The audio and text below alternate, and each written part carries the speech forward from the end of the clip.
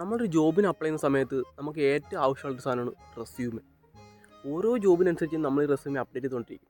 അതായത് ഇപ്പോൾ ഒരു ഡിജിറ്റൽ മാർക്കറ്റിംഗ് ജോബിന് നമ്മൾ അപ്ലൈ ചെയ്യുന്നെങ്കിൽ എന്തൂസിയാസ്റ്റിക് ഡിജിറ്റൽ മാർക്കറ്റിംഗ് പ്രൊഫഷണൽ, അതല്ല ഇനി ഒരു സോഫ്റ്റ്വെയർ ജോലിയാണ് നോക്കുന്നെങ്കിൽ ആക്റ്റീവ് സോഫ്റ്റ്വെയർ ഡെവലപ്പർ. ഈ റെസ്യൂമിന് ഇത്രത്തോളം വാല്യൂ ഉണ്ടെന്ന് ഞാൻ മനസ്സിലാക്കുന്നത് ഞാൻ കൊച്ചിയിൽ പോയി പാർട്ട് ടൈം ജോബ്സൊക്കെ അന്വേഷിച്ച് തുടങ്ങിയപ്പോഴാണ്.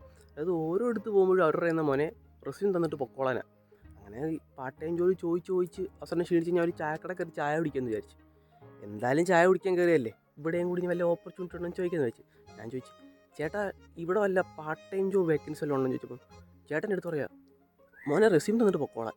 അങ്ങനെ ഞാൻ ആ ജോബിന് വേണ്ടിയിട്ട് എൻ്റെ റെസ്യൂമെ അപ്ഡേറ്റ് ചെയ്തു.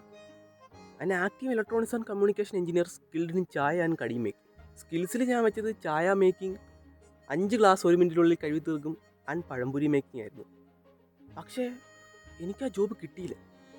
എനിക്ക് തോന്നുന്നു എൻ്റെ റെസ്യൂമെ ATS ഫ്രണ്ട്ലി അല്ലായിരുന്നു തോന്നുന്നു.